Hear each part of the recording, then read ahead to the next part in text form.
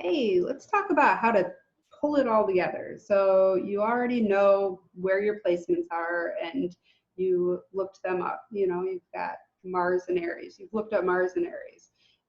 You know what houses planets are in, and you've looked all that up too. You're like, all right, so now what do I do with all this information? Well, let's take a look. I would like to say, first and foremost, that reading charts really is an art. It's not like there's one specific way to do it. There's no one way to paint a sunset, right? And there's no one way to write a descriptive paragraph about a sunset.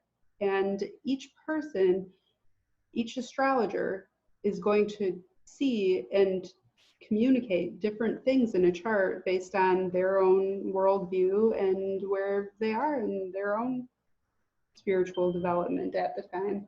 Oh, I forgot to turn off my volume on my phone. That's great. So anyways, so what do I do? All right, so first and foremost, I look at the chart and just see what jumps out at me. So in this chart, first thing that jumps out at me is that there is a somewhat of a yod to Mercury. So yods always are like the first thing that I notice it in a chart, and I just, my eye is drawn right to the apex of the yod. So in this chart, that is Mercury.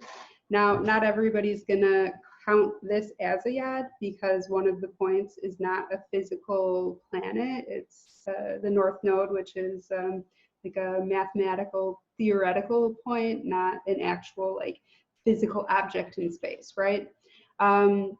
So my approach to that, and this is not just with yods in particular, but with any aspect, is that I do see yods that, or aspects that are made with physical points in a chart, planets, even Chiron. I do see those as being more noteworthy and significant than like an aspect like, say, I've got this essentially a mystic rectangle with the nodes here. I do look at that, but it doesn't carry the same weight and have the same influence that it would have if it were made up of all planets. Even the angles, the ascendant, descendant, midheaven, IC, you can look at aspects to those, but it's not going to have the same impact that it would as if it were a planet.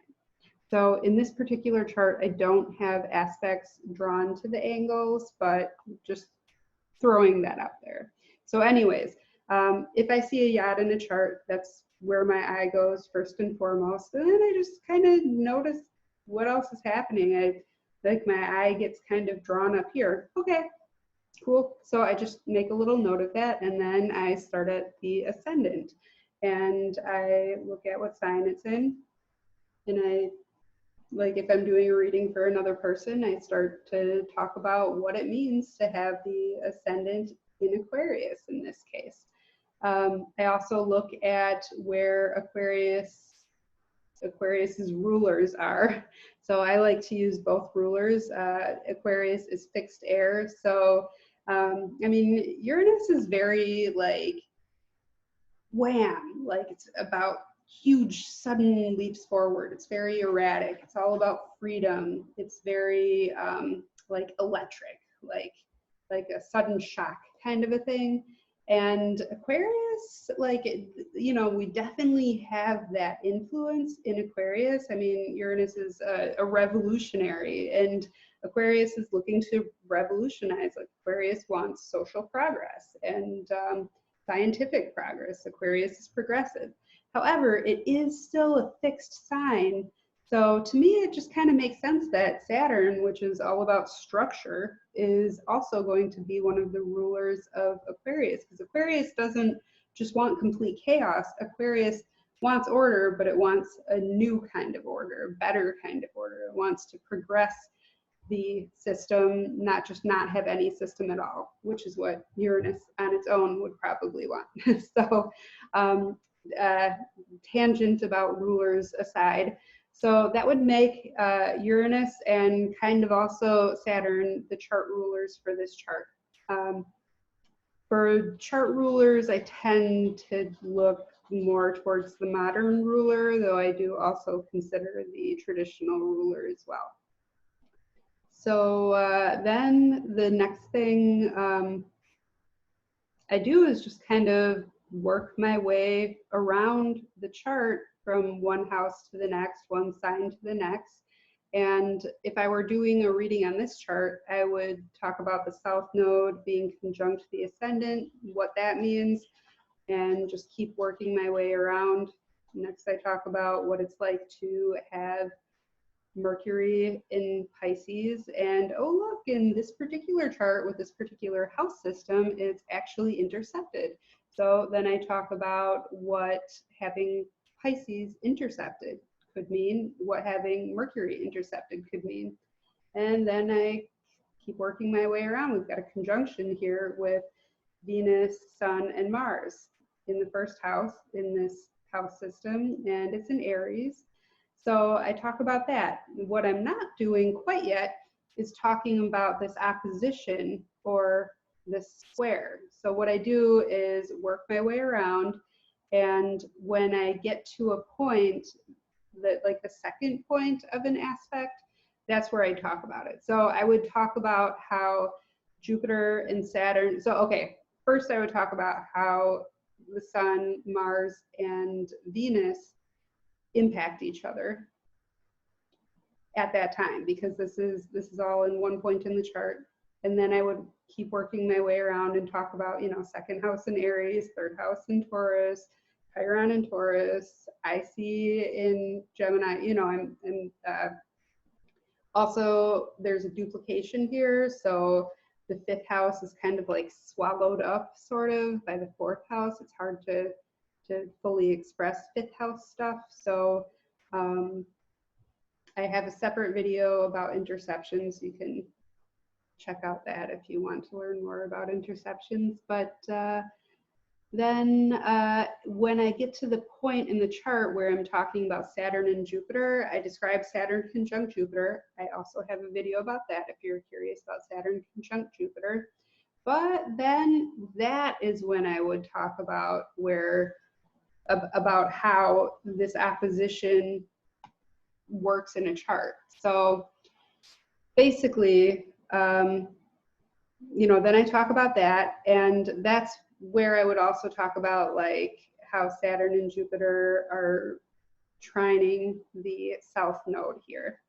Then I would go to Pluto, talk about Pluto, but I wouldn't talk about the sextile to Neptune until I get over to Neptune. So that's just the way I do it.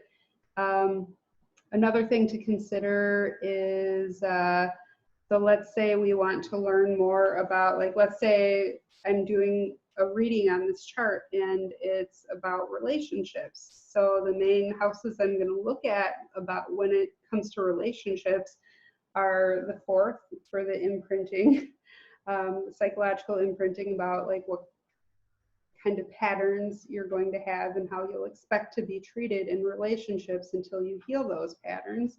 I'll look at the fifth house for how you are with romance, the seventh house for how you form official partnerships, and the eighth house for stuff about intimacy and merging. So one of the main houses obviously is going to be the seventh house. So the ruler of the seventh house is called the accidental ruler, not the natural ruler.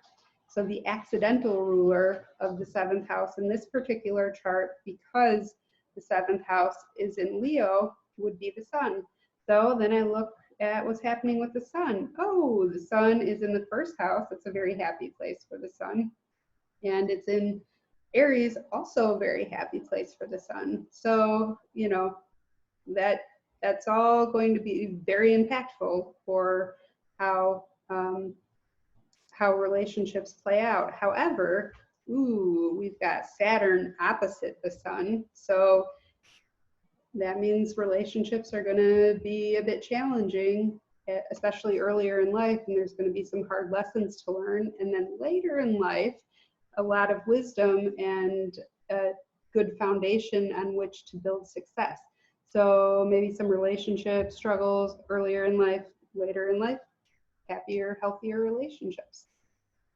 And another thing that I always weigh very heavily when I'm reading a chart is the nodal axis. And I like to look at the house and sign, obviously, but probably the house a little bit more than the sign when it comes to the nodes. But any aspects to the nodes, especially conjunctions and squares, always jump out at me, and they're always very important. It means that something related to those planets needs to be addressed in order to really live your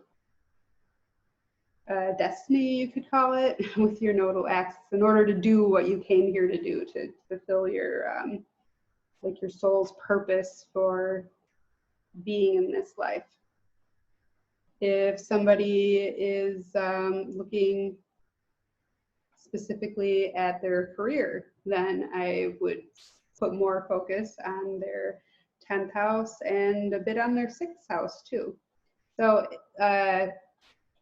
basically what I'm saying is that, like, if there's a specific question that the person has, that's going to impact exactly where I'm looking in a chart. So basically, the main thing for me in learning to read natal charts was, as I learned each planet, I looked at the symbol of the planet and got a feel for that planet's energy by reading different themes associated with the planet and thinking about where it was in my chart and the charts of people that I knew, how it would express itself, and like really associate that symbol with the energy that it represents.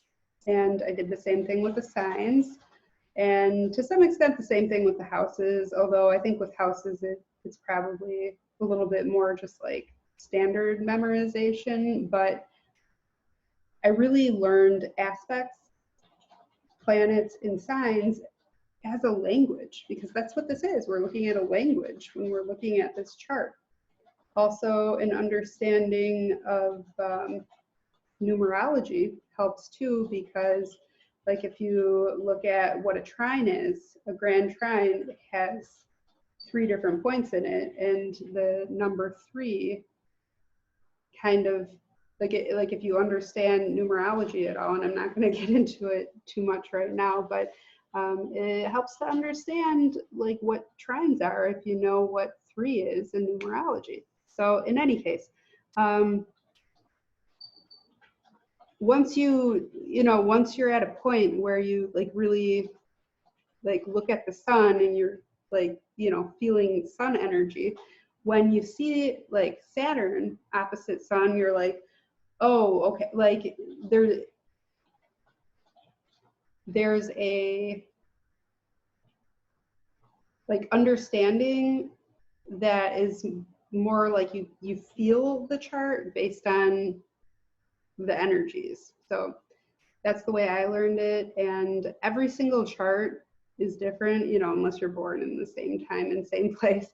Every single chart is a little bit different, and the way it all works together is really important. So like, we don't just have the sun in Aries, we have the sun in Aries with all these different aspects to it all at once. We don't just have Saturn opposite the sun, we have Saturn conjunct Jupiter opposite Venus, Sun, and Mars all together. And we've got these trines and sextile to the moon and Uranus here too, and midheaven.